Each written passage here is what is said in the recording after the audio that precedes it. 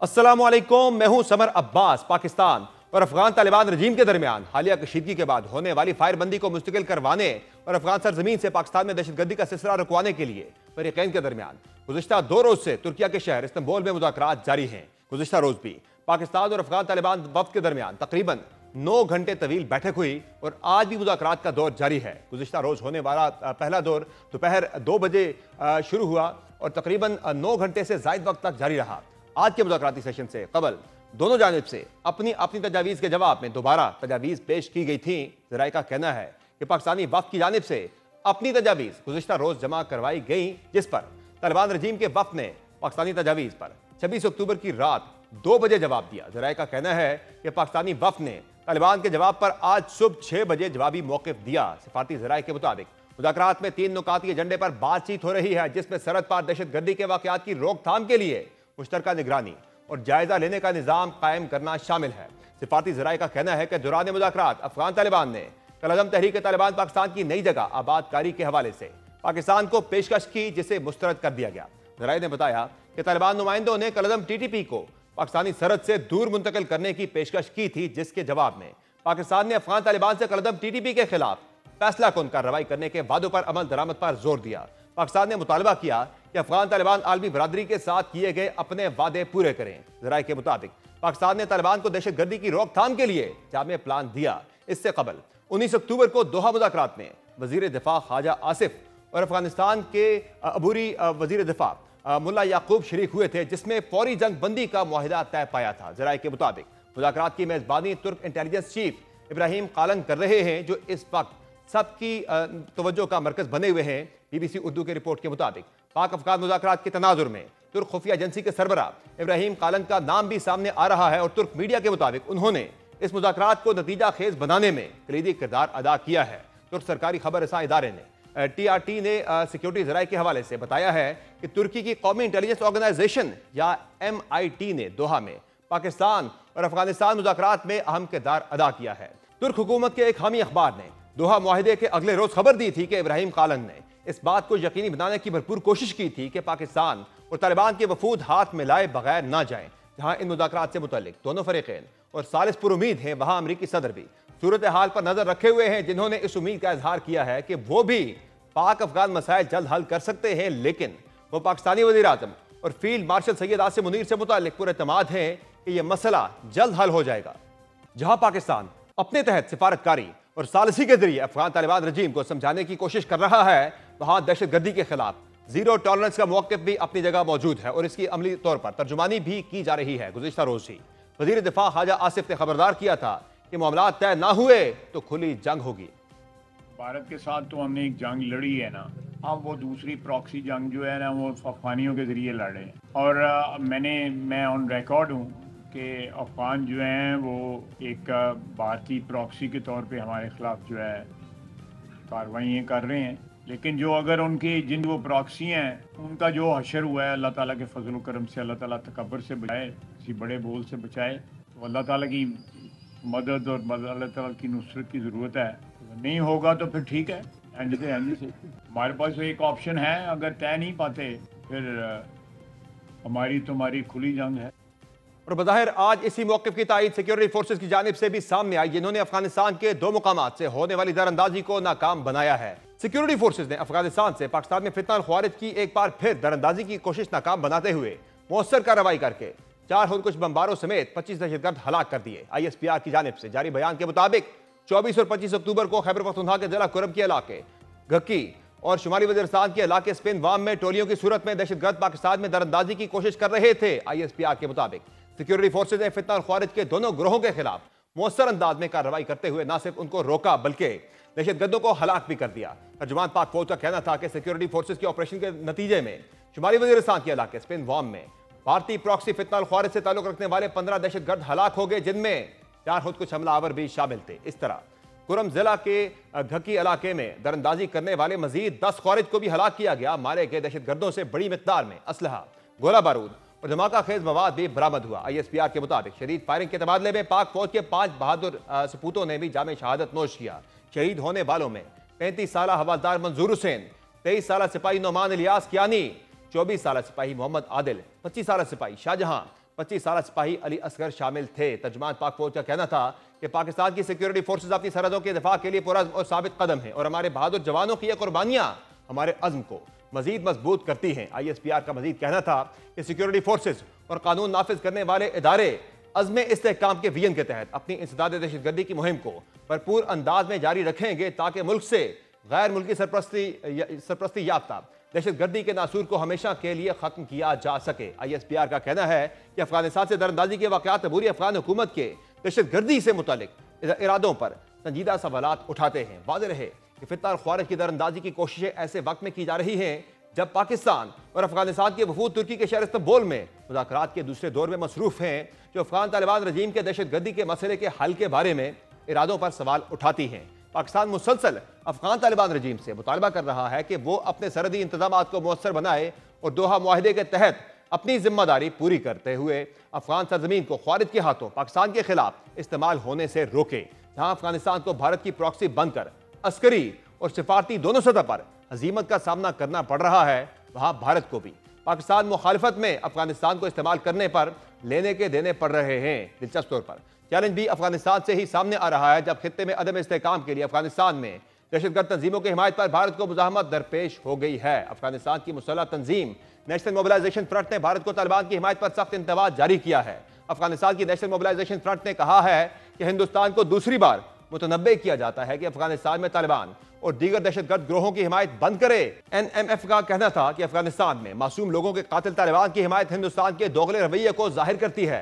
दुनिया में जमहूरियत का दावेदार भारत दहशतगर्दों को सहारा दे रहा है और काबुल में अपना सिफारत खाना दोबारा खोलना तालिबान को मजबूत करने के मुतरादिफ है। मुसल्लह तंजीम ने सवाल उठाया कि क्या हिंदुस्तान तालिबान के जराइम को नजरअंदाज करते हुए अपने ही मुल्क में इंतशार फैलाने का सबब बनना चाहता है। अगर भारत हिमायत जारी रखे तो अफगान तालिबान के साथ हिंदुस्तान को भी अपने हदफ में शामिल करेंगे। अफगान आज़ादी पसंद तहरीक हिंदुस्तान में खालिस्तान की तहरीक से भी मुकम्मल ताउन बहाल करेंगी।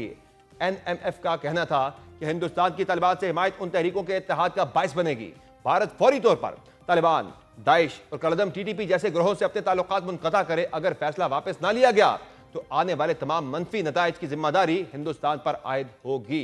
एक तरफ अफगान भारत गठजोड़ दोनों ममालिक के लिए खित्ते में तन्हाई और शर्मिंदगी का बायस बन रहा है, तो दूसरी जानिब पाकिस्तान का सिफारती और अस्करी कद दिन ब दिन तबादला होता जा रहा है। हाल ही में पाक सऊदी दिफाई मुआहिदे ने जिस तरह पाकिस्तान को खित्ते का अहम प्लेयर बनाया, उसने भी भारत के खुद को खित्ते की तनहा ताकत बनाने के ख्वाब को तार तार किया। और बज़ाहिर इसी पेशरफ को दागदार बनाने के लिए भारत और वहां के गोदी मीडिया ने नया हरबा अपनाना शुरू कर दिया है। भारत के गोदी मीडिया का पाक सऊदी दिफाई मुआहिदे से मुताल्लिक मन घड़त बयानिए का पोल खुल गया है। वज़ारत इत्तलात ने भारतीय मीडिया के हथकंडों का पर्दा चाक करते हुए कहा है कि भारतीय फर्स्ट पोस्ट ने झूठा दावा किया कि पाक सऊदी फौजी मुआहिदे के तहत पाकिस्तान 25,000 फौजी दस्ते सऊदी अरब भेजेगा। फर्स्ट पोस्ट ने झूठा दावा किया कि पाकिस्तान सऊदी अरब को एयर डिफेंस और रॉकेट कमांड कायम करने में ताउन, बल्कि मुख्तलिफ हथियारों के साथ शॉर्ट रेंज मिसाइल सिस्टम भी फराहम करेगा। फर्स्ट पोस्ट में यह भी झूठा दावा किया गया कि सऊदी अरब चीनी JF-17 थंडर और J-10C खरीद कर पाकिस्तान में $10 अरब की सरमायाकारी और अफगान भारत अमूर में सिफारती ताउन फराहम करेगा। इस झूठे बयानिए के बरक्स 17 सितंबर 2025 को जारी करदा पाक सऊदी मुश्तरका इलामिया के मुताबिक किसी एक मुल्क पर जारहियत को दोनों ममालिक पर जारहियत तस्वुर किया जाएगा। सऊदी अरब या पाकिस्तान की जानिब से दिफाई मुआहिदे की कोई ऑपरेशनल तफसीलात जारी नहीं की गई, जबकि बैनुल अक़वामी ज़राए इब्लाग ने भी मुआहिदे से मुताल्लिक फौजी तैनाती या आदाद शुमार का कोई जिक्र नहीं किया। पाकिस्तान और सऊदी हुकूमतों ने फौजी दस्तों की तैनाती, तादाद, ब्रिगेड या कमांड स्ट्रक्चर की कोई तस्दीक नहीं की। 25,000 फौजियों का दावा ज्यादातर भारतीय मीडिया और गैर मुसद्दका तबसरों से फैलाया गया। भारत का गोदी मीडिया मुज़ाहिका खेज रिपोर्टिंग की वजह से पहले ही अपनी साख खो चुका है। भारतीय मीडिया के बेबुनियाद प्रोपेगेंडा खित्ता में इंतशार फैलाने के मज़मूम कोशिशों में से एक है। अहम बात यह है कि भारत की जानिब से यह प्रोपेगेंडा शुरू भी उस वक्त किया गया है जब सिर्फ एक रोज बाद यानी कल सऊदी वली अहद मोहम्मद बिन सलमान की दावत पर वज़ीर-ए-आज़म शहबाज शरीफ एक बार फिर सऊदी अरब का दौरा करने जा रहे हैं। पाकिस्तानी दफ्तर खारजा के मुताबिक वज़ीर-ए-आज़म की क़यादत में आला सतह का वक्त 27 से 29 अक्टूबर तक सऊदी अरब का 3 रोज़ा दौरा करेगा। इस दौरे के दौरान वज़ीर-ए-आज़म रियाद में होने वाले फ्यूचर इन्वेस्टमेंट इनिशिएटिव के नवे एडिशन में शिरकत करेंगे। एक जानिब पाकिस्तान और अफगानिस्तान के दरमियान इस्तांबुल में जारी मुज़ाकरात खित्ते के अमन और इस्तेहकाम के लिए एक अहम मौका समझे जा रहे हैं, तो दूसरी जानिब भारत की खित्ते में अदम इस्तेहकाम फैलाने की कोशिशें, दहशतगर्द नेटवर्क्स की पुष्टपनाही और झूठे बयानियों का सिलसिला जारी है। इस तमाम मंजरनामे में पाकिस्तान ने न सिर्फ सिफारती सतह पर मुतवाजन और फाल किरदार अदा किया, बल्कि अपनी अस्करी और खारजा पॉलिसी के जरिए एक जामे हिकमत अमली भी अपनाई है। इस तमाम सूरत हाल और पाकिस्तान को दरपेश चैलेंजेस पर मजीद बात करके मैं ज्वाइन किया है दिफाई उमूर के माहिर major general retired Zahid Mahmood ने। बहुत शुक्रिया major general retired Zahid Mahmood साहब, आपने प्राइम में ज्वाइन किया। ये बताएगा कि तुर्की में जो मुज़ाकरात हो रहे हैं पाकिस्तान और अफगान तालिबान के डेलीगेशन के दरमियान, उसमें इतला तो यही आ रही है कि अफगान तालिबान का जो वहाँ पे डेलीगेशन है वो रिटर्न गारंटीज देने से गुरेज कर रहा है, और जो पाकिस्तानी जो वहाँ पे रिकमेंडेशंस दी गई हैं उस पर भी कोई हतमी जवाब नहीं दे पा रहा। टाइम लिया जा रहा है, टाइम जो है वो वहाँ पे जस्ट जो है यानी कि जो है ना टाल मटोल से काम लिया जा रहा है, कोई वाज़ेह जवाब वहाँ से नहीं आ रहा। क्या समझते हैं आप, ये हालात फिर किस तरफ जा सकते हैं? जी बिस्मिल्लाहिर्रहमानिर्रहीम। समर साहब, thank you very much for the invite. Challenging environment है जी ये नेगोशिएशन विद तहरीक तालिबान। उनके साथ it's not an easy task, because देखिए एक सेट एजेंडा, वो कोई अफगानिस्तान का एजेंडा तो लेकर नहीं आए हैं, या वो एजेंडा जो रिफ्लेक्ट करता हो aspirations of people of Afghanistan, या वो एजेंडा जो अफगानिस्तान की अवाम के मुश्किलात को सामने रखकर अफगानिस्तान के अंदर जो खाना जंगी और बैरूनी जंगें रही हैं उसको सामने रखकर रखा जाए। ये प्योरली एक नॉन स्टेट एक्टर्स का एक मैं तो अब जत्था ही कहूंगा, क्योंकि जब वो स्टेट फंक्शनिंग अफगानिस्तान के लिए नहीं करेंगे तो वो एक नॉन स्टेट एक्टर्स का एक ग्रुप है, वो अपना एजेंडा लेकर आए हुए हैं। और पास्ट में भी हमने देखा जब 2021 में पाकिस्तान ने बातचीत की तहरीक तालिबान की, जब रीसेटलमेंट के इश्यूज हुए, उसके सही या गलत होने की डिबेट में जाए बगैर तो अफगानिस्तान टीटीए ने मैक्सिमम यही किया कि जी आपने अब तालिबान को और पाकिस्तान के जो नेगोशिएटर्स थे उनको अब बिठा दिया साथ, बस इससे ज्यादा हम कुछ नहीं कर सकते, विच क्लियरली रिफ्लेक्ट्स कि कुछ बैरूनी अवामिल और कुछ उनकी अपनी ख्वाहिशात और कुछ उनकी मजबूरियां उनको टीटीपी के खिलाफ एक्शन करने पर या उनके खिलाफ एक स्टेट का एक्शन करने पर कंपेल नहीं कर पा रही जी। और यही चैलेंज में आई एम श्योर कि इन्हीं मुज़ाकरात में पेश आ रहा होगा इस वक्त, क्योंकि non state actors of course दूसरे नॉन स्टेट एक्टर्स को ज्यादा अहमियत देते हैं compare to the state to state relationship पे। तो आई एम श्योर कि these are the challenges, this must be the challenges. वो तो भी हम होप करते हैं कि अल्लाह करे कि कोई अच्छे नेगोशिएशन के बाद बातचीत सामने आ जाए, बट जिन अवामिल का आप भी जिक्र कर रहे हैं तो लाइकली यही है कि यही चीजें वहां पर हो रही हों। लेकिन जल साहब, कल भी रात रात देर तक जो है 9 घंटे का एक मुज़ाकराती सेशन हुआ है, उसके बाद फिर रात 2:30 बजे उनका जवाब आया, फिर पाकिस्तान ने सुबह 6 बजे अपनी रिकमेंडेशन वापस जमा करवाई। तो आज भी जो मुज़ाकरात हो रहे हैं तकरीबन 6 घंटे से ज़ायद वो जारी रहे हैं, और उसमें अभी तक जो है इत्तलात यही आई है कि कुछ ज़्यादा कोऑपरेटिव उनकी तरफ से रवैया नहीं है। जो पाकिस्तान की तरफ से मुतालबात रखे गए, बड़ा वाज़ेह मुतालबा है कि एक मैकेनिज्म हो मॉनिटरिंग का, दहशतगर्दी जो अफगानिस्तान से होती है पाकिस्तान के अंदर वो ना हो। और इन मुज़ाकरात के दौरान भी जो है आपने देखा है कि 2 वाक़यात हुए हैं जिनमें 25 ख्वारिज ने पाकिस्तान में दाखिल होने की कोशिश की 2 मकामात पर, और उन्हें जो है हलाक भी किया गया है ऑपरेशन के दौरान।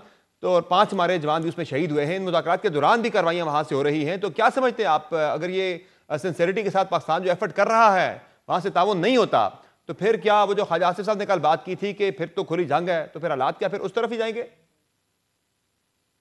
Unfortunately this is the reality ji Sabar साहब। ये with the pinch of salt हमें फिर ये कहना पड़ेगा कि फिर Pakistan will have to choose hard way ji. फिर ऑप्शन नहीं रहती ना। आप देखिए ऑप्शन कोई आप और दे या अल्टरनेटिव ऑप्शन हो, ये दिस इज नॉट कोई एक थ्योरेटिकल चीज नहीं है जी। हम कोई फिक्शन की किताब नहीं लिख रहे। पाकिस्तान के अंदर भी मैं कई लोगों को सुनता हूँ, वो बड़े मजे से कह देते जी नेगोशिएशन करे जी, बातचीत ही हल है। मैं आप देखिए ना, तहरीके तालिबान पाकिस्तान की अगर आप ले ले, जो शुरू में इनका ओरिजिन हुआ 2003, ओरिजिन तो खैर बाद में ये क्वाइन की गई, पता नहीं कहाँ से ये मुसीबत, और there are many other factors also जहां से इनको एस्टेब्लिश करके पाकिस्तान के खिलाफ ही किया गया। 2003 से देखे ऑनवर्ड्स नॉर्थ वजीरिस्तान में, वजीरिस्तान के अंदर मुआहदे हुए। फिर हमने इनसे एसोसिएटेड जो रिलीजियस ग्रुप्स थे, आप सवात का देख लें, मौलवी साहब ने जो सूफी मोहम्मद साहब ने, उनसे नेगोशिएशन की गई 2008 में, एक नई गवर्नमेंट ने की और पीस को चांस देने की कोशिश, और उन्होंने तीसरे दिन जो मालाकंड में जाकर जलसा किया वो हमारे सब हिस्ट्री सामने है। फिर अफगानिस्तान के अंदर भी एक कल्चर ऐसा रहा है अनफॉर्चुनेटली। बट अभी तो ये नॉन स्टेट एक्टर्स, जब एक्सटर्नल वॉर खत्म हुई है तो पहले तो इंट्रा कॉन्फ्लिक्ट हो जाता था, ये आपस में शुरू हो जाते थे। अभी इस वक्त देयर इज नो अपोजिशन, इतना सप्रेस किया हुआ है। नॉर्दर्न अलायंस भी खामोश है, लीडरशिप बाहर ज्यादातर बैठी हुई है, वो और तरफ तो उन्होंने they wanted to have a friction ताकि वो जो इनफ्लो ऑफ मनी है और जो control on not only power but on the illegal spectrum, economy या इतनी बड़ी है उसके ऊपर कंट्रोल रखने के लिए वो इनको एक मखसूस हालात में रखना चाहते हैं। तो द जन मिसिंग साहब, पीस क्या है समझ साहब, एक लफ्ज अगर जी जी जी, मिसिंग पीस जो है ना जी, वो है पीपल ऑफ अफगानिस्तान। मुझे तो वो कहीं फिगर आउट होते हुए नहीं नजर आ रहे। पाकिस्तान क्या करे? ये पाकिस्तान या अफगानिस्तान की अवाम के लिए 90,000 कुर्बानियां, जानों की कुर्बानियां दी हैं। हमने 150 अरब डॉलर से ज्यादा का नुकसान अफगानिस्तान की अवाम के लिए किया है। पहले मुजाहिदीन को भी जो सपोर्ट या किया या तालिबान को जो सपोर्ट हम देते रहे, वो इनके लिए नहीं थी ना। हमें पाकिस्तान को कोई स्ट्रेटेजिक रिक्वायरमेंट थी। Pakistan is a nuclear country, we can handle India. वो जो लोग बात करते हैं स्ट्रेटेजिक डेप्थ शेप, या दैट वो पुराने जमाने की थ्योरियां थी। अभी पाकिस्तान को जरूरत नहीं, पाकिस्तान को जरूरत है स्टेबल अफगानिस्तान की। Yes, that is our requirement and may be little more than people. बगैर stability in Afghanistan Pakistan disturb रहेगा जी। वो जो उम्मा मुस्लिम वर्ल्ड, ठीक है वो इमोशनल बातें साइड पे, ठीक। But genuinely telling you we need a stable Afghanistan. हमारा अपना इंटरेस्ट है इसके बीच में। इत्तलात तो कुछ ये भी आई है कि अफगान तालिबान वफ्द ने ये पाकिस्तान को ऑफर की है कि जो करदम टीटीपी के लोग हैं उन्हें पाकिस्तानी बॉर्डर से दूर किसी जगह पे उनकी आबादकारी कर देते हैं, लेकिन पाकिस्तानी वफ्द ने यह तजवीज़ एक्सेप्ट नहीं की और एक वाज़ेह और दो टोक मौक़िफ़ रखा कि इनके खिलाफ फैसला कुन कार्रवाई की जाए। लेकिन इस हवाले से वो कोई भी किसी किस्म की यकीन दहानी कराने के लिए आमादा नहीं हो रहे। क्या चीज़ उन्हें रोके हुए है? क्यों वो कार्रवाई करने से गुरेजा हैं? क्या ये माली मामलात हैं या कुछ स्ट्रेटेजिक मामलात हैं? किस वजह से वो इतने गुरेजा हैं? और ज़ाहिर है उनका स्टेक बहुत बड़ा है अफगानिस्तान का। पाकिस्तान के साथ ताल्लुकात अगर ख़राब होते हैं तो उनके मुआशी मामलात भी हैं, डिपेंडेंस उनकी पाकिस्तान के ऊपर बहुत ज़्यादा ट्रेड और दीगर मामलात को लेकर। वो इतना बड़ा रिस्क फिर वो क्यों ले रहे हैं?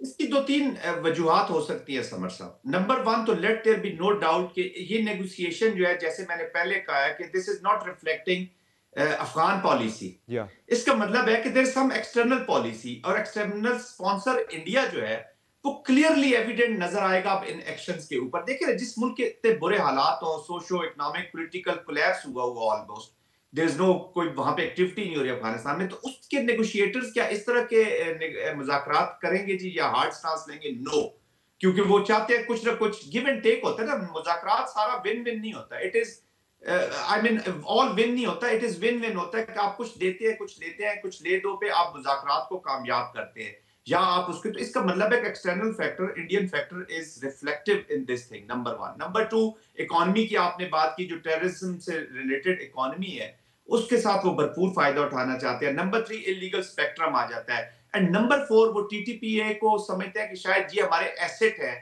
To have a policy leverage या इकोनॉमिक क्वर्जन या हाइब्रिड क्वर्जन के बीच में टीटीपी जो बैठी हुई है उसका फायदा। और चौथी चीज ये है कि उनको पाकिस्तान का ये जो स्टांस है, पाकिस्तान ने आई थिंक डिसाइड कर लिया समर साहब कि वो अब फितरल खवारे से कोई नेगोशिएशन नहीं करते। 2021 में हमने रीसेटलमेंट वाला, मेरा ख्याल में दूसरी दफा अगर हम उस सुराग से डसे गए तो फिर हम एक स्टूपिड और बेवकूफ कौम कहलवाएंगे, इससे ज्यादा कुछ नहीं होगा। और फाइनली ये तय है कि अगर अफगान तालिबान करदम टीटीपी फितना और ख्वारिज के खिलाफ फैसला कुन कार्रवाई खुद अगर नहीं करते तो फिर पाकिस्तान खुद ये कार्रवाई करेगा।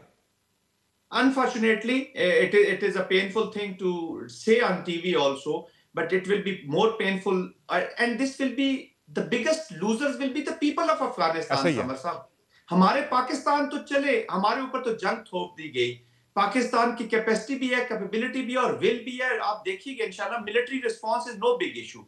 फिर जो सोशो पॉलिटिकल प्रॉन्ग बाद में गवर्नमेंट्स ने करना, ऑफ कोर्स लेसन लर्न इस तरह करेंगे। आप नेशनल एक्शन प्लान के साथ बात हम कर लेते, सही है। या जो हम बातें करते रहे पिछले इक़्तिदार में भी कि सिर्फ बातें थी ना, प्रैक्टिकली तो हमने चीजें इंप्रूव नहीं की हैं, तो और उसको हम कर लेते तो आज ये होता। तो अफगानिस्तान के लोग किधर हैं? मुझे तो इस पूरी ज़ाहिर है, कहानी में और अगर ये मुज़ाकरात नाकाम होते हैं, खुदा न खास्ता अगर पाकिस्तान जो चाह रहा है वहाँ कार्रवाई हो, वहाँ की सरजमीन इस्तेमाल ना हो पाकिस्तान में दहशतगर्दी के लिए, तो अगर ये मुज़ाकरात नाकाम होते तो जिम्मेदारी ज़रा तालिबान के ऊपर ही आएगी सारी की सारी।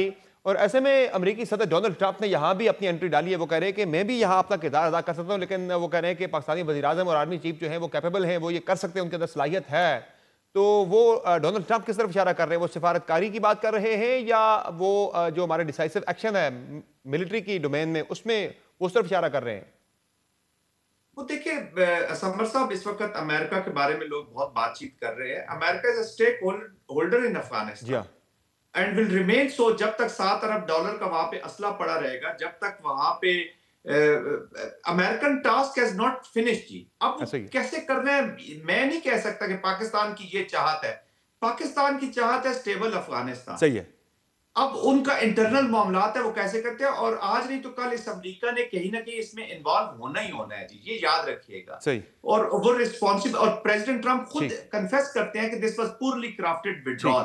वो ठीक पाकिस्तान की सफरिंग्स को अंडरस्टैंड कर रहे हैं, और सही है। पाकिस्तान की कैपेसिटी कैपेबिलिटी के बारे में, और जो सिंसेरिटी जो है ना with the prime minister and the ठीक field marshal to resolve these problems without using the military, ठीक है। उसका भी वो बार बार जिक्र कर रहे हैं। ठीक है, बहुत शुक्रिया major general retired Zahid Mahmood साहब, आपने प्रोग्राम में अपना कीमती वक्त दिया। नाज़रीन, प्रोग्राम में एक मुख्तसर ब्रेक लेंगे, ब्रेक से वापस आएंगे, बात करेंगे आज़ाद कश्मीर कानून साज असम्बली में तहरीक अदम एतमाद आ रही है या नहीं। उससे पहले ही वज़ीर आज़म आज़ाद कश्मीर अनवारुल हक मुस्तफ़ी हो जाएंगे, क्योंकि पीपल्स पार्टी के पास नंबर जो है मतलूबा वो पूरा हो चुका है। आज पूरा दिन क्या डेवलपमेंट्स होती रही और अब आगे क्या होने जा रहा है, बात करेंगे ब्रेक के बाद। हमारे साथ रहेगा।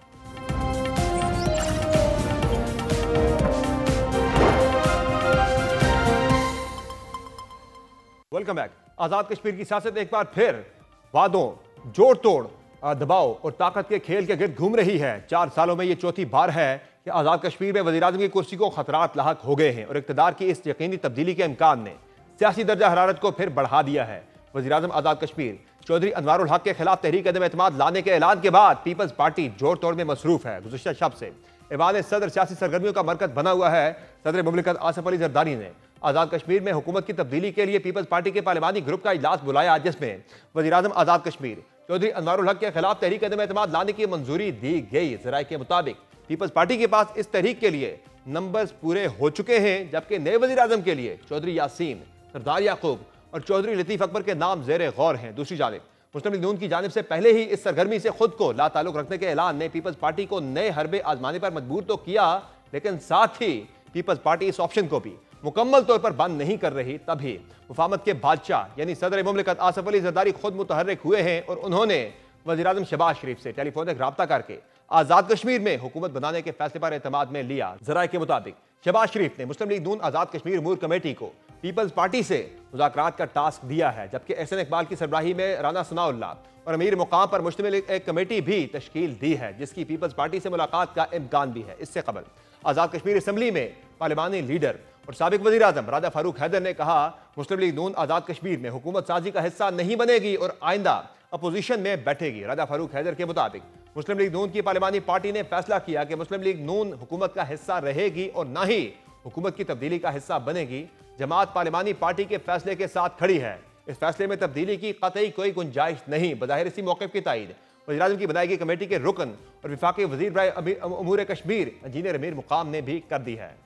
आज़ाद कश्मीर की हुकूमत में तब्दीली आनी चाहिए, चेंज आनी चाहिए, और वही जो प्राइम मिनिस्टर साहब है गवर्नेंस और इस इश्यूज़ को रन करने में वाकई वो नाकाम रहा, और जो इश्यूज़ रोज़ बरोज़ निकलते हैं उनको रिज़ॉल्व करने में भी उनकी नाकामी हुई। मैं उसमें ज़रा बात आगे नहीं जाना चाहता हूँ कि उसके मेन रीज़न आवाम से दूर रहना, उनके साथ राबिता न करना, सबको साथ लेके न जाना। AJKK मिलन की पार्लिमानी पार्टी है, उन्होंने बाकायदा ये अनाउंस किया है कि हम किसी हुकूमत का, न इसी हुकूमत का और न आइंदा हुकूमत का पार्ट रहेंगे, और जो भी दूसरी हुकूमत आते हैं हम वेलकम कहते हैं, मगर हम अपोजिशन बेंचों पर बैठेंगे। वो के बॉल वज़ीर आज़म आज़ाद कश्मीर के कोर्ट में है, जिन्होंने ताहल मुस्तफ़ी होने या फिर इस अदम एतमाद के तहरीक का सामना करने से मुतल्लिक कोई हिकमत अमली वाज़े नहीं की। ताहम ये मंजरनामा ज़रूर वाज़े है कि उनकी इक़्तिदार की कश्ती यकीनी तौर पर डूबती दिख रही है, और इस वाज़े और दो टोक मौक़िफ़ के बावजूद पीपल्स पार्टी की जानिब नून लीग से मामला सेटल करना कितना सूदमंद होगा, ये तो आने वाला वक्त ही बताएगा। पीपल्स पार्टी मुस्लिम लीग नून की हिमायत से आज़ाद कश्मीर में अपना वज़ीर आज़म लाना चाहती थी, लेकिन नून लीग ना भी मानी तो भी पीपल्स पार्टी के पास मतलूबा नंबर पूरा हो चुका है। ताहम पीपल्स पार्टी का प्लान बी भी बज़ाहिर एक चैलेंज दिखाई दे रहा है। पीपल्स पार्टी ने हुकूमत साजी के लिए फॉरवर्ड ब्लॉक में शामिल बैरिस्टर सुल्तान महमूद ग्रुप से रब्ता किया। ताहम बैरिस्टर सुल्तान महमूद ग्रुप ने ताउन के बदले बड़ी सियासी शर्त रखी थी, जिसके मुताबिक वो स्पीकर कानून साज असम्बली का ओहदा अपने करीबी रुकन को दिलवाना चाहते हैं। जबकि अब से कुछ देर पहले माजिद खान ग्रुप ने भी पीपल्स पार्टी में शमूलियत का ऐलान कर लिया है। इस सियासी जोड़ तोड़ में नंबर गेम भी इंतहाई अहमियत इख्तियार कर गई है। आज़ाद कश्मीर में हुकूमत साजी के लिए पीपल्स पार्टी को 27 अरकान की हिमायत दरकार होगी, जबकि कानून साज असम्बली में इस वक्त पीपल्स पार्टी के अरकान की तादाद 17 है। मुस्लिम लीग नून इस वक्त 9 अरकान असम्बली के साथ अहवाद में मौजूद है, जबकि पाकिस्तान तहरीक इंसाफ के अरकान की तादाद 4 है। मुस्लिम कॉन्फ्रेंस और जम्मू कश्मीर पीपल्स पार्टी एक एक रुकन के साथ अहवाद में मौजूद है, जबकि फॉरवर्ड ब्लॉक में 20 अरकान असम्बली मुख्तलिफ धड़ों में बटे हुए हैं। बैरिस्टर सुल्तान महमूद ग्रुप के अरकान की तादाद 6 है, जबकि मुहाजिरीन के ग्रुप में 5 अरकान शामिल हैं। उस ग्रुप की सरबराही साबिक वजीर खजाना अब्दुल माजिद खान कर रहे हैं और ये 5 अरकान भी पीपल्स पार्टी के तहरीक अदम एतमाद का फैसला में हिमायत का फैसला कर चुके हैं। यूं पीपल्स पार्टी को आज़ाद कश्मीर में तकरीबन 32 अरकान की हिमायत हासिल हो गई है। और एक अहम डेवलपमेंट में आज से कुछ देर पहले पीपल्स पार्टी ने आज़ाद कश्मीर की कानून साज असम्बली में तब्दीली के लिए अपना नंबर शो कर दिया है। कुछ देर पहले सिंध हाउस इस्लामाबाद में पीपल्स पार्टी ने अपने तमाम अरकान जो है तकरीबन 30 के करीब अरकान हैं वो अपनी स्ट्रेंथ शो कर दी है। ये तब्दीली कैसे आएगी और कब तक आएगी, इसी पर बात करने के हमारे साथ मौजूद हैं आज़ाद कश्मीर मुस्लिम लीग नून के सदर शाह गुलाम कादिर साहब और हमारे साथ मौजूद हैं पीपल्स पार्टी के सेक्रेटरी जनरल आज़ाद कश्मीर फैसल मुमताज़ राठौर भी। बहुत शुक्रिया शाह गुलाम कादिर साहब आपका और फैसल मुमताज़ राठौर साहब आपका अपने प्रोग्राम में ज्वाइन किया। ये बताइएगा फैसल मुमताज़ राठौर साहब के नंबर जो है पीपल्स पार्टी के पास पूरा हो गया है अदम एतमाद के लिए। इतला तो यह है कि 30 के करीब अरकान आपके पास हो चुके हैं, 27 जबकि आपको दरकार है।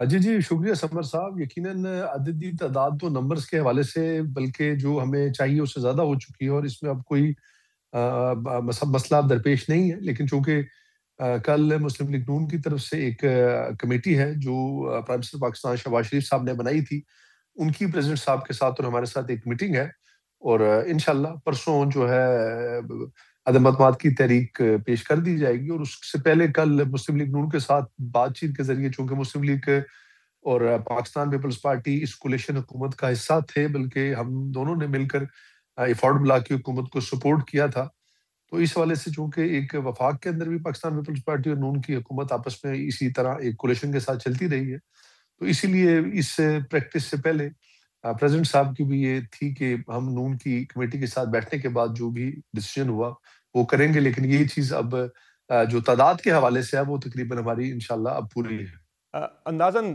कितने बंदे आपके पास हो चुके हैं अब तक, कितने अरकान की सपोर्ट आपको हासिल हो चुकी है मिनिमम? देखिए सपोर्ट तो शायद जितनी हासिल हो चुकी है 30-31 से ज्यादा भी हासिल की जा सकती है, लेकिन पाकिस्तान पीपल्स पार्टी चूंकि हमने एक मुतवाजन कैबिनेट बनानी है और 20 से ज्यादा मुशीर और वजीर हम अब इससे आगे नहीं बनाएंगे, इसलिए पाकिस्तान पीपल्स पार्टी कोशिश कर रही है कि उतनी तादाद रखी जाए कि हमारे लिए आगे प्रॉब्लम ना हो। तो कितने 30 हो चुके हैं, कितने हो चुके हैं आपके पास, नंबर क्या है? सर देखिए नंबर तकरीबन 32 के करीब है सर। 32 के करीब है आपके पास। शाह गुलाम कादिर साहब, जी, मुस्लिम जी। लीग नून के बगैर ही वैसे तो पीपल्स पार्टी के पास नंबर पूरा हो चुका है अदम एतमाद लाने के लिए। नून लीग क्या फैसला करेगी? अल्दो आसिफ अली जरदारी साहब ने रब्ता तो किया है शहबाज शरीफ साहब के साथ, उन्होंने आगे कमेटी को कहा है कि वो रब्ता करे, पीपल्स पार्टी के साथ बातचीत करे, मुशावरत करे इस पर। क्या करेंगे? वोट करेंगे सिर्फ अदम एतमाद पर, वजारतों में नहीं आएंगे, यानी अपोजिशन बेंचेस पे बैठेंगे, या आपने वोट भी नहीं करना? बहुत शुक्रिया समर साहब आपका। बुनियादी तौर पर बात यह है कि ये जो कोलेशन का तजुर्बा हमारा तो कोई बहुत अच्छा नहीं रहा, आज़ाद कश्मीर के खत्ते के लिए भी अच्छा नहीं रहा। तो हम चाहते हैं कि एक पार्टी ही हुकूमत बनाए और पीपल्स पार्टी ही बनाए, चूंकि वो अददी तादाद तो उनकी ज्यादा थी हमसे, इसलिए हमने कोई कोशिश नहीं की कि हमारे एक आध साथी को ख्वाहिश उनकी आई थी, लेकिन हमने कहा कि नहीं। तो इसलिए हम तो इनको पास अगर 32 की तादाद है तो बहुत अच्छी बात है, ये खुद बना लें। हम तो हुकूमत में शामिल होने का ना कोई इरादा है और ना हमारी कोशिश है, और हम तो चाहते हैं कि हम अपोजिशन में बैठें।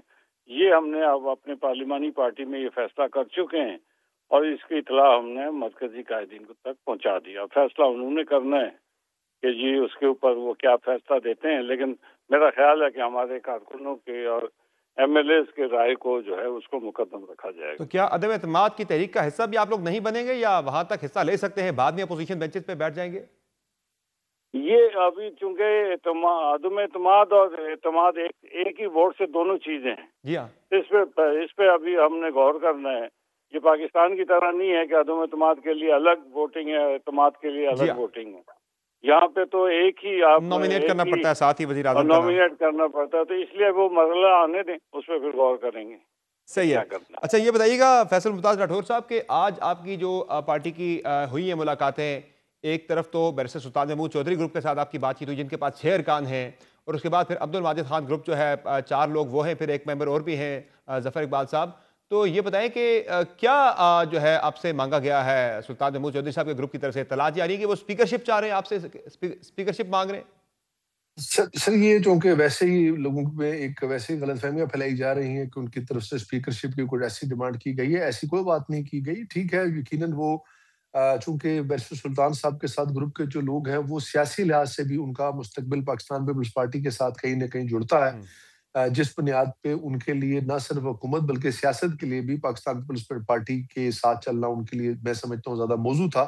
तो उनके साथ सिर्फ हुकूमत साजी की मामला तय किए गए हैं कि वो हुकूमत का हिस्सा होंगे, वजारतों पे होंगे, और इससे बढ़कर किसी भी स्पीकरशिप या दीगर इस तरह की कोई ना ही उनकी तरफ से डिमांड है, ना ही उनकी तरफ से कोई ऐसी स्पीकरशिप जोर वाला दिया मामला गया। जो है वो अलबत्ता वो इट मेक यकीनन सेंस कि ज़ाहिर है बैरिस्टर सुल्तान महमूद चौधरी साहब जो है सदर रियासत हैं, उनका कोई प्लान है, वो आगे जी। इलाज के लिए जा रहे हैं, शायद वो लंबी तातील पर जाएंगे, तो देखिए उन्हीं की पार्टी का बंदा अभी स्पीकर अगर होता है तो वो सदर रियासत भी बन जाएगा कायम मुकाम।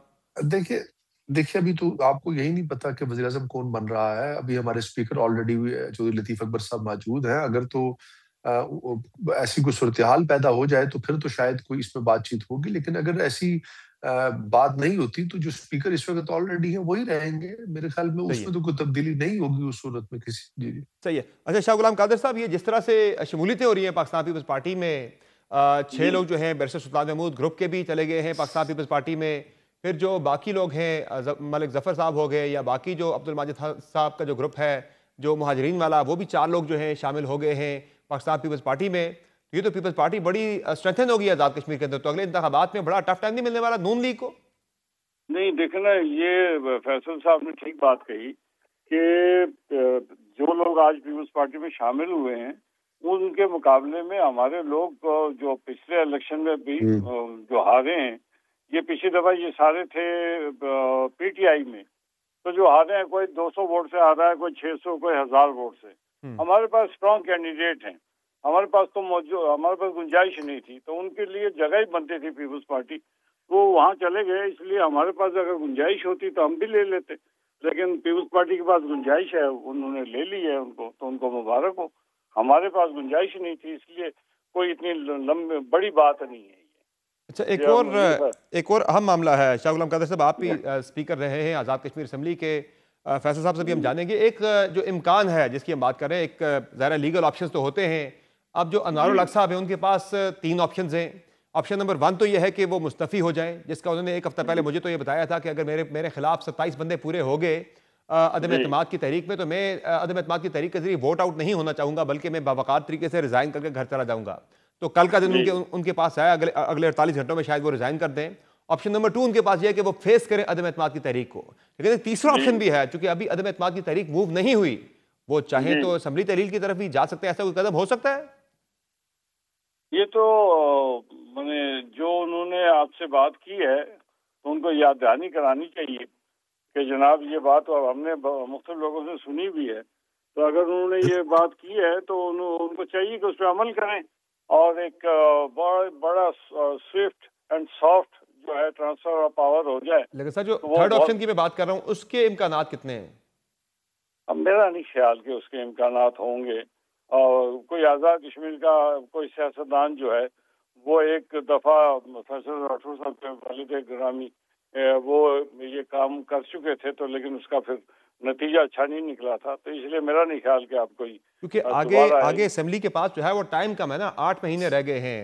ज़ाहिर जब तक निगरान सिस्टम नहीं आता तो ज़रा जब इंतखाबात नहीं होते तो वही वज़ीर आज़म जो आउटगोइंग वही जो है वो रहता है कायम मुकाम भी। तो फैसल साहब, इस बात का इम्कान या खदशा आपको है कि वो असम्बली तहलील कर दें कल के दिन में? और वो हमेशा ये बात कहते थे कि मैं किसी हद तक भी जा सकता हूँ लेकिन कभी भी ऐसी गलती नहीं करूंगा कि मैं असेंबली तोड़ूं। तो मेरा नहीं ख्याल कि ऐसी बात हो सकती और ना ही होनी चाहिए, क्योंकि इस मौजूदा सूरत हाल के अंदर ये किसी के लिए भी शायद ठीक ना हो। और मेरा इस बात पर पूरा यकीन है कि ऐसी चीज नहीं होगी।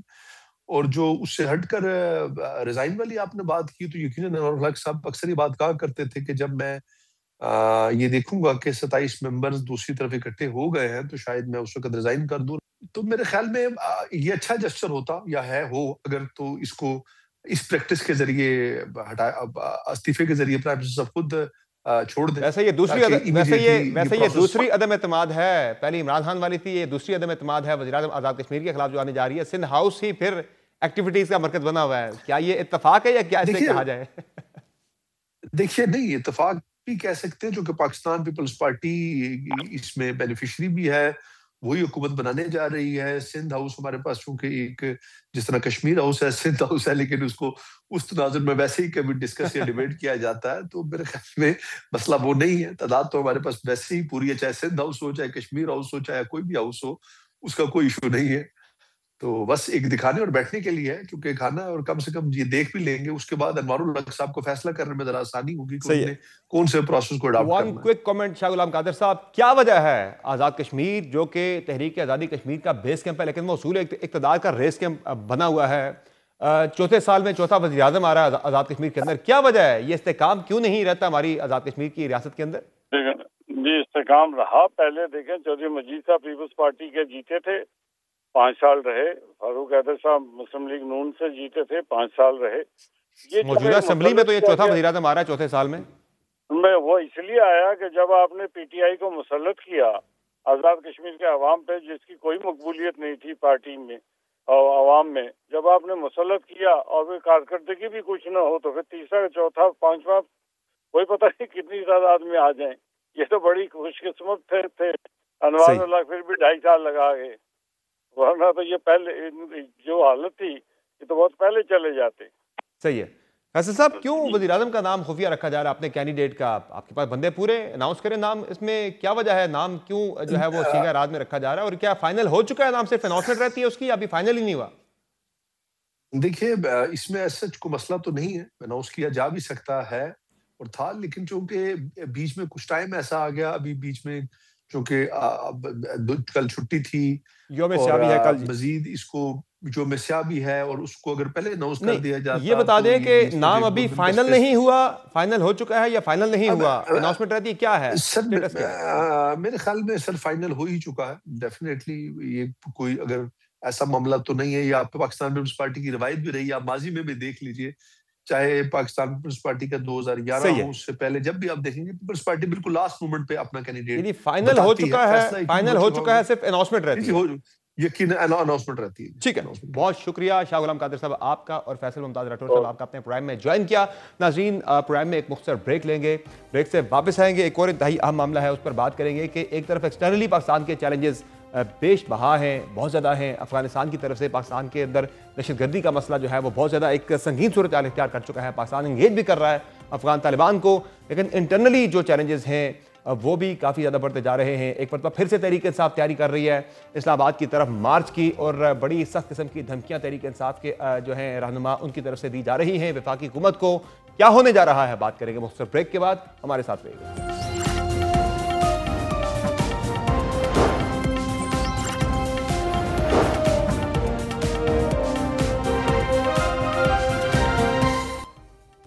Welcome back. पाकिस्तान को एक्सटर्नल फ्रंट पर जहां बहुत सारे चैलेंजेस का सामना है, वहां इंटरनली भी बहुत सारे इशू सर उठाए खड़े हैं, जिनमें एक बड़ा मसला सियासी इस्तेहकाम का है। और पाकिस्तान तहरीक इंसाफ की खैबर पख्तूनख्वा में वज़ीर आला की तब्दीली के बाद अब फिर से तहरीक इंसाफ एक नई तहरीक की तैयारी कर रही है। वज़ीर आला के पी भी कह रहे हैं कि अब वो दोबारा आएंगे इस्लामाबाद की तरफ। जुनैद अकबर खान ने भी जो खिताब किया उसमें भी उन्होंने बड़ी सख्त बातें की हैं, जो एक जिरगा हुआ है। और वफाकी हुकूमत भी बड़ी सख्त लाइन ले रही है कि वो भी सख्ती से निमटने की तरफ इशारा कर रही है। तलाल चौधरी साहब कल एक प्रोग्राम में कह रहे थे कि ये जो नए वज़ीर आला हैं वो भी जाएंगे, सुहेल अफरीदी साहब भी और तहरीक इंसाफ को भी अपने साथ लेकर जाएंगे। वो किस तरफ इशारा कर रहे थे और हालात किस तरफ जा रहे हैं, बात करेंगे। हमारे साथ मौजूद हैं सेनेटर अफनानुल्लाह साहब, मुस्लिम लीग नून से इनका ताल्लुक है, जबकि हमारे साथ मौजूद हैं शौकत यूसुफजई साहब, पाकिस्तान तहरीक इंसाफ के रहनुमा हैं। बहुत शुक्रिया आप दोनों मेहमानों का अपने प्रोग्राम में ज्वाइन किया। अफनान साहब, किस तरफ फिर आप लोग जा रहे हैं? तहरीक इंसाफ तो फिर एक नई तहरीक तैयार कर रही है, वो फिर इस्लामाबाद आने की बात कर रहे हैं, क्या होगा आपकी मतबा? फिर वही 26 नवंबर की तरह के हालात होंगे इस्लामाबाद के अंदर, जो है वो मारा मारी होगी, या पहले ही निमट लेंगे इस दफा आप? जी बिस्मिल्लाह रहमान रहीम। देखें, हम तो ये चाहते हैं कि मामला अफ़ाम व तफ़हीम से हल हों, और हमने माजी में इनको जलसे करने की इजाज़त भी दी है। लाहौर में भी इन्होंने किया है, इन्होंने इस्लामाबाद में भी किया है। हमें जो मसला है वो इनके इस बात से है, जो पुरतशद्दुद कार्रवाइयाँ करते हैं, जिसके तहत आपको लास्ट टाइम रेंजर्स के बहुत सारे सिपाही शहीद हो गए थे, और इसके अलावा मेट्रो स्टेशन तबाह हुए, पूरा इस्लामाबाद बंद हो गया। ये इन चीज़ों से जो है वो ये मेरा ख्याल है कोई प्रॉब्लम का जो है वो सलूशन नहीं है। तो बेहतर ये है कि ये हमारे साथ बातचीत करके मामलात को हल करें। हमने अभी आपको पता ही है उनको पिछले दिनों अच्छी इनको तजवीज़ भी दी है। लेकिन अगर ये नहीं करेंगे और ये वाला रास्ता लेंगे जो ये रास्ता लेना चाह रहे हैं और जो तकरीर में भी आज बात हुई है, तो फिर उसका नुकसान, ये बात दुरुस्त है कि इनको होगा। सही है। शौकत यूसुफजई साहब, करना क्या चाहिए पाकिस्तान तहरीक इंसाफ? अब एक नई तहरीक, उस तहरीक का मकसद क्या होगा और ये तहरीक कब शुरू होगी? जो जिस तरह के ऐलानात किए गए हैं जुनैद अकबर खान की तरफ से जलसे के अंदर या वज़ीर आला की तरफ से, वो तो काफ़ी ज़्यादा जो है वो सख्त बातें कर रहे हैं कि अगर इनके घरों में घुस जाएंगे वज़ीर आज़म और बाकी लोगों के, ये तो बड़ी इस तरह की सख्त बातें हो रही हैं। तो क्या करना चाह रहे हैं आप लोग? बिस्मिल्लाहिर्रहमानिर्रहीम, बहुत शुक्रिया। देखें, सबसे पहले तो हम अदालत के सिस्टम के ऊपर गए हैं। आपको पता है कि एक वज़ीर आला, मुंतखब वज़ीर आला जो है वो अपने लीडर से मिलना चाहता है। उसके लिए एक ऐसे मुल्क में जो अपने आप को डेमोक्रेटिक कंट्री कहता है, वो उसके मिलने के लिए कितनी रुकावटें खड़ी की गई, किसकी तरफ से खड़ी की गई, ये मेरे भाई बैठे हुए हैं, इनको पता है कि वफाकी हुकूमत को ऐसी क्या जरूरत पड़ी है कि वो सुहेल अफरीदी को मुलाकात की इजाज़त नहीं दे रहे हैं। पंजाब हुकूमत को क्या ज़रूरत पड़ी है कि वो मुलाकात की इजाज़त नहीं दे रही। तो मतलब ये चीज़ें हैं कि आप देखें कि चीज़ें कहाँ से डेवलप हो रही हैं। हम अदालत गए, अदालत ने फैसला किया कि जी मुलाकात की इजाज़त दी जाए। वहाँ पे वही अडयाला जेल के सुपरटेंडेंट, उनको बुलाया गया, वो मौजूद थे। उन्होंने कहा जी मुलाकात हो जाएगी, लेकिन जब मुलाकात का टाइम आता है तो मुलाकात नहीं करने दी जाती। तो उसका आप मुझे बताएं कि जब अदालती सिस्टम पे नहीं है, जमहूरी नहीं है, तो फिर क्या करें? आप सड़कों पे नहीं आए, क्या करें? आप बताएं ना, कोई रास्ता बताएं ना हमें। सही। क्या वजह है? एक मुलाकात वज़ीर आला ने करनी है अपने पार्टी के सरप्रस्त के साथ, अपनी पार्टी के सरबराह के साथ, बानी के साथ, आप वो मुलाकात नहीं करने दे रहे, जिसकी वजह से माहौल ख़राब हो रहा है, हालात ख़राब हो रहे हैं। आपको एक्सटर्नली इतने चैलेंजेस का सामना है, आप इंटरनली एक नया फ्रंट आप जो है वो खोल रहे हैं।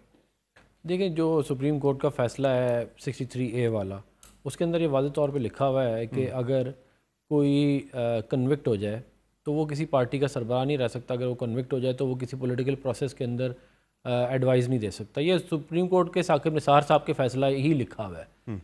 तो उसके मुताबिक आप मुझे बता देंगे क्या एक कन्विक्टेड आदमी का काबीना को पार्टी बनाने पोजीशन वो होल्ड नहीं कर सकता, पार्टी के ओहदे से वो हो जाए। नहीं, वो ये भी मैंने जो बातें नहीं, ये वाली जो बातें आप लिख लें, उसके चेक कर लें। मशवरा तो वो दे सकता है ना अपनी पार्टी का। एक वो फिर प्रोसेस वही पार्टी के बानी है, पार्टी के बानी है, वो पार्टी कायमी तहरीक इंसाफ। साकिब निसार साहब को आप जाके कहें, नहीं ये बात तो आप साकिब निसार साहब को जाके कहें ना, जिन्होंने फैसले लिखे। ये तो उस वक्त बहुत खुश थे जब ये फैसला लिखा गया था। तो बात तो ये है कि सुप्रीम कोर्ट के फैसले हैं जिनके अंदर ये सारी बातें माजी में लिखी जाती हैं। उस फैसले की वजह से आप मुलाकात नहीं करने दे रहे उन्हें? नहीं, मैं ये कह रहा हूँ, मेरी बहुत सुन ले, मैं ये कह रहा हूँ कि इंशाअल्लाह आने वाले चंद दिनों में उनकी मुलाकात हो जाएगी। अच्छा, लेकिन ये बात मुलाकात पे रुकेगी नहीं। अगली दफ़ा कोई और अपनी एक बात ले आएंगे कि अब हमें ये करके दें, या हमें ये चाहिए। मसला मुलाकात का नहीं है, मसला कुछ हो रहा है। मैं ये कह रहा हूँ कि मसला ये तरीक़ेकार ठीक नहीं है ब्लैकमेलिंग करने का। आप जो है वो बातचीत से ब्लैकमेल, आप मुलाकात करवा दें, खत्म हो जाएगी। ये ब्लैकमेलिंग है ना कि मुलाकात करवा, फिर ये अगली दफ़ा आप इधर ही बैठाऊंगा मैं, आप ये कोई और एक बात ले आएंगे कि अब ये करें, अब ये करें, और इवेंचुअली वो बातें दो ही हैं कि मुझे जेल से निकालो और मुझे वज़ीर आज़म बनाओ। अब ये बात नहीं हो सकती। सिर्फ मामला यहाँ तक नहीं अपना साहब, वो कोई 550 अरब वाजिब अदा वो कह रहे हैं वफाक की तरफ है, वो पैसे भी करें आप दें हमें, केपी के अंदर काफ़ी हालात खराब है। वो तो एक ओपिनियन है जिसके ऊपर दो राय मौजूद है कि पैसे कितने देने किसी के नहीं, लेकिन अगर कोई हैं तो वो बिल्कुल हम इनके साथ बैठ के मामला को रिजॉल्व करेंगे। हमने ऑलरेडी जो है वॉर अगेंस्ट टेरर के अंदर तीनों सूबों ने अपने पेट काट के एक्स्ट्रा क्या कहते हैं इनको दिया, और हमारे भाई हैं वो, हमने कोई वो नहीं किया। क्या दिए वो भी जो लड़ाई है वहाँ पे वो वार टेरर, वो पाकिस्तान के लिए लड़ी जा रही है, वो केपी के लिए नहीं लड़ी जा रही, केपी के लिए। लेकिन बात ये है कि हुकूमत तो खैर पख्तूनख्वा की है जिसको मिला है, और उन्होंने वो जब 600 अरब रुपए में पता नहीं कहाँ लगाए हैं, वो जब इनसे पूछो तो ये कहते हैं हमसे ना पूछो हमने कहाँ लगाए। भैया वहाँ पे जो है आज एक आपको पता है कि पुलिस ऑफिसर की जो है वो असैसिनेशन हुई है क्योंकि उनके पास बुलेट प्रूफ गाड़ी नहीं थी, और जब इनको बुलेट प्रूफ गाड़ियाँ दी जाती हैं तो ये वापस भेज देते हैं। तो बात ये है कि अगर आप ये बताएं, आप इतना तो आप बताएं ना कि आपने इतने पैसों में क्या कितने पुलिस स्टेशन बनाए, कितनी गाड़ियाँ ली, कितने नाइट विजन गॉगल्स लिए, कितने वेपन्स लिए, कितनी और बाकी तमाम चीज़ें ली।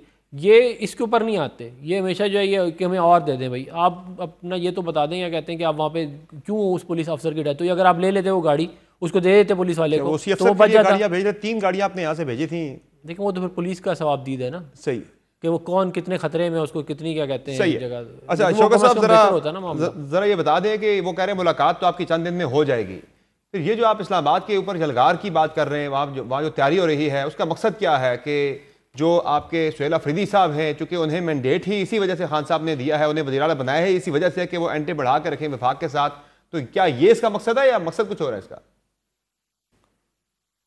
देखिए, सुहेल अफरीदी ने मेरे ख्याल से क्लियर कह दिया है, ये जो कह रहे थे ना कि ये अपने फौज के खिलाफ है, रियासत के खिलाफ है, नैरेटिव बना रहे हैं, वो तो उन्होंने क्लियर कर दिया कि मैं रियासत के साथ खड़ा हूँ, अपने मुल्क के साथ खड़ा हूँ, अपनी फौज के साथ खड़ा हूँ। मेरे ख्याल से इसके बाद भी इनको सर्टिफिकेट की जरूरत है तो वो आवाम से जाके पूछे जो वोट देती है उसको। ठीक है ना? फिर ये कि देखें, हमारे पास तो कोई ऑप्शन तो हो जाए ना, कोई स्पेस तो मिले। हम क्या मतलब ये कि एक वज़ीर आला जो है वो कैबिनेट अभी तक उसकी नहीं बनी है, उसने हलफ लिया है। तो शुरुआत तो इन्होंने की है ना, पहले उसको दहशतगर्दों का सहूलतकार कहा, फिर उसके बाद इल्ज़ाम लगाया कि ये फंडिंग ले रहा है, फिर उसके बाद ये कहा कि जी इसके तो ये तो वज़ीर आला मुंतखब ही नहीं हो सकता है, इसके तो 30 मेंबरान के साथ हमारे राब्ते हैं। फिर ये करते-करते इलेक्शन कमीशन से उन्होंने सबको आज़ाद डिक्लेयर कराया।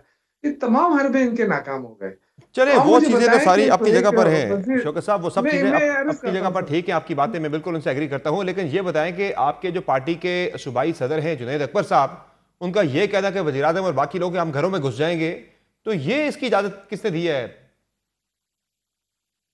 ये तो पॉलिटिकल बातें होती है ना, जिस तरह ये कहते हैं कि अटक पार करेंगे तो टांगे तोड़ देंगे, तो क्या अटक से उधर हमारा हक नहीं बनता है कि हम आ जाए? क्या वहां पे एहतजाज करना हमारे लिए कोई नो-गो एरिया है? हम अगर खैबर पख्तूनख्वा में एहतजाज हो सकता है तो ये एहतजाज हम इस्लामाबाद में भी कर सकते हैं, पंजाब में भी कर सकते हैं, एक ही तो मुल्क है ना। हम्म। तो अगर इस तरह, ये तो सियासी बातें होती है ना, लेकिन मैं अगेन कहूंगा कि अगर माहौल जो खराब हुआ है वो वफाकी वज़रा की तरफ से हुआ है, ये अपने वज़रा को समझाएं कि इन्होंने जो बयानात दिए हैं, इतने इंपॉर्टेंट वज़ीर इत्तलात कोई आम आदमी नहीं होता है। वो अगर आके कहता है कि ये वज़ीर आला जो है ये इसके दहशतगर्द से ताल्लुकात हैं, सहूलतकार है, तो फिर आप उनसे क्या एक्सपेक्ट करते हैं कि वो इलेक्ट होकर फिर उसके इलेक्शन में आप रोड़े अटकाएं, फिर वो इलेक्ट हो जाता है, फिर उसके हलफ में रोड़े अटकाएं। ये जो नई आप तहरीक की बात कर रहे हैं, ये कब तक आपने शुरू करनी है और इसका मेन आपका उसमें क्या है, टारगेट क्या, आपने हदफ क्या अचीव करना चाह रहे हैं उसमें आप? देखिए समर भाई, बात ये है ना कि पॉलिटिकल पार्टी के पास क्या ऑप्शन होता है जब आप अदालतें का हुक्म नहीं मानेगी एक हुकूमत, और हमें स्पेस नहीं देगी, तो फिर तो एहतजाज ही होता है ना। सही अगर है। ये लोग स्पेस दे दें और ये लोग जो अगर मुल्क के जिस तरह ये कहते हैं कि हालात खराब हैं, सही है। और तो ठीक। हालात खराब है तो आप ही खराब कर रहे हैं ना। आप क्यों मौका दे रहे हैं लोगों को कि वो निकले और सड़कों पे निकले? कभी आप कहते हैं इमरान खान को बनीगाला शिफ्ट कर दो, कभी आप कहते हैं नए नए हरबे इस्तेमाल हो रहे हैं। तो सही है। भाई ये सारी बातें छोड़े, चले। सुहेल अफरीदी को मुलाकात की इजाजत दें ताकि ठीक। मामला जो है वो हल हो सके। चलिए, मुलाकात का तो अफनान साहब ने कह दिया कि वो जल्द हो जाएगी मुलाकात। अफनान साहब ये बता दें कि कल मैं तलात चौधरी साहब को सुन रहा था, वो कह रहे थे कि ये जिस मिशन पे लगा हुआ है आपका वज़ीर आला, वो जो है वो खुद भी जाएगा और तहरीक इंसाफ को लेकर जाएगा। ये किस तरफ इशारा कर रहे हैं? कोई आप ये चाह रहे हैं कि या ये सोच रहे हैं कि वो आए इस्लामाबाद पे जलगार करें, उसकी आड़ में उनके खिलाफ भी एक सख्त एक्शन हो जाए, कोई बड़ी कार्रवाई हो जाए तहरीक इंसाफ के खिलाफ, कोई कानूनी एक्शन हो जाए जिस तरह का अभी TLP का हुआ है? नहीं, देखिए वो जो बातें आज तकरीर में की गई हैं उसके बाद जो है वो हमारे खदशात तो ये खुद पूरे कर रहे हैं ना, कि अगर ये लोगों के घरों में घुसने के लिए आ रहे हैं तो आप मुझे बता दें कौन इनको आने देगा। वो तो कह रहे हैं सियासी बयान था। नहीं, ये सियासी बयान नहीं था। ये तो फिर आप किसी भी चीज़ को जो मर्जी बोल दें और बाद में कहते हैं सियासी थी। सारी अभी हमने जितनी बात की सारी सियासी थी, सारी फिर झूठ थी। इसका मतलब बात ये है कि ये इस तरह की बातों से आपकी नीयत वाज़ेह होती है, और ये इनकी जो नीयत है कि ये लोगों के घरों में घुस जाएंगे, ये हम इनको नहीं, ये हम किसी सूरत नहीं होने देंगे। ये मैं आपको बिल्कुल यकीन दिला रहा हूँ। क्या करेंगे? नहीं, वो तो public private property and life responsibility, fundamental responsibility है गवर्नमेंट की और स्टेट की। उसको हर सूरत में इंश्योर किया जाएगा। कोई किसी को इजाज़त नहीं दी जाएगी किसी के घर में घुसने की। आप अपना पूरा मन एहतजाज करना चाहते हैं तो बिल्कुल ठीक है, लेकिन घरों में घुसने के लिए अगर आप आ रहे हैं तो मैं नहीं ख्याल आपको किसी भी किस्म की अकोमोडेशन हमारी साइड से मिलेगी। हम ये ज़रूर चाहते हैं कि मामलात बेहतर हों, इसलिए हमने आपको एक ऑफ़र भी की है। इसलिए हम चाह रहे हैं कि अगले, मैंने जैसे कहा है, कुछ दिनों में मीटिंग भी हो जाएगी। तो हम ये तमाम चीज़ें चाह रहे हैं ये, लेकिन उस चीज़ को अपने आवाम को जो है वो एक मसनूई तौर पर गुस्सा दिलाते हैं। सही है। ये उस गुस्से की आड़ में जो है ये एक तखरीबकारी करना चाहते हैं। अगर इस तरह के कोई काम करने लगेंगे तो जो तलाल साहब ने कहा है वही होगा। फिर क्या होगा? फिर वो है क्या, उसकी अमली शक्ल क्या है? जो वो अमली शक्ल जब होगी तो फिर सबको नज़र आ जाएगी। मैं ये समझता हूँ, देखें बात ये है कि ये अब बेहतर हो कि हम इस वक्त ये बात करें कि कैसे हमने खैर पख्तूनख्वा के मामलात को हल करना है। अब जैसे ये कह रहे हैं कि जी वहाँ पे बहुत नुकसान हुआ, तो हम यही चाह रहे हैं कि आप जो बहुत नुकसान हुआ उसकी एक लिस्ट होगी ना कहीं पे, वो लिस्ट हमें दे दें तो हम चुप हो जाएंगे। वो आप हमेशा हमें ये कह देते हैं जी बड़ा नुकसान हुआ, सही ठीक, तो उसका कोई कुछ वो तो बताएं ना, ये कहते हैं किधर हुआ। और जिस तरह पाबंदी लगी है TLP पे, उस तरह का अगर कोई तशद्दुद मैं एहतजाज होता है इससे तो उन पे थोड़ा भी सा समर कोई भाई, पाबंदी की तरफ थोड़ा आप सा जा मैं सकते हैं? अपने ऐसा भाई कोई को, एक्सट्रीम स्टेप उठाया जा सकता है? देखिए मैं इसको रूल आउट तो नहीं करूँगा, अच्छा। लेकिन हम ये चाहते नहीं है कि इस तरह कुछ हो। सही हम ये है। चाहते हैं कि मामला अच्छी तरीके से रिजॉल्व हो जाएँ। ठीक। लेकिन अगर ज़ाहिर है इन्होंने हुकूमत को बहुत ज़्यादा दीवार से लगाने की कोशिश की है, ज़ोर ज़बरदस्ती से। दीवार से तो वो लगे हुए हैं वैसे। नहीं, अगर आप ज़ाहिर है इस्लामाबाद आके जो है यहाँ पे आप कोई घुसने की कोशिश करेंगे कहीं पे, तो फिर ज़ाहिर है हुकूमत ने आपको अलाउ तो नहीं करेगी ना। देखो इस तरह ना करें, ज़्यादती ना करें। ऑलरेडी आपने वादा किया था कि फाटा को हम 100 अरब रुपए देंगे तो हर साल, लेकिन आपने 1 रुपये भी नहीं दिया। आपने देखें हमारे एनएफसी का जो है शेयर नहीं मिल रहा।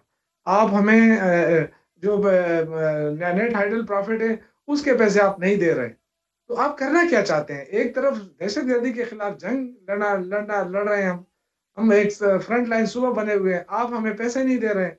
उल्टा आप कहते हैं वहां से हमें ये जी सूबे में कोई काम नहीं हो रहा है, यहाँ यूनिवर्सिटी नहीं बन रही है, तो आप हमारा मजाक उड़ा रहे हैं। सही आप है। हमें हमारा पैसा तो दें ना, फिर आप देखें कि आप तरक्की कैसे होती है।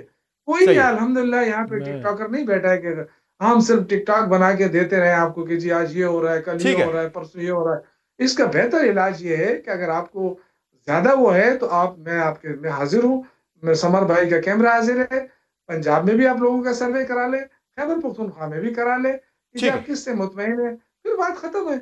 हम एक ठीक है। दूसरे को सिर्फ जो है ना चले वो इंतखाबात में टीवी जो है वो टॉक शो अवाम में, फैसला कर लेंगे जब कौन भी किससे टॉक कितना शो में मुतमईन हिस्सा है। लें, सही है। बात करें। बहुत शुक्रिया शौकत यूसुफजई साहब आपका और संदर अदनान साहब आपका अपने प्रोग्राम में ज्वाइन किया। नाज़रीन, यकीनी तौर पर पाकिस्तान के जो एक्सटर्नल फ्रंट पे चैलेंजेस हैं, ऐसे में इंटरनली सियासी इस्तेहकाम का होना बहुत ज़रूरी है। इसकी जिम्मेदारी वफाकी हुकूमत के साथ साथ KP हुकूमत पर भी आती है। आज की शो में इतना ही, इजाज़त दीजिए। अल्लाह हाफ़िज़।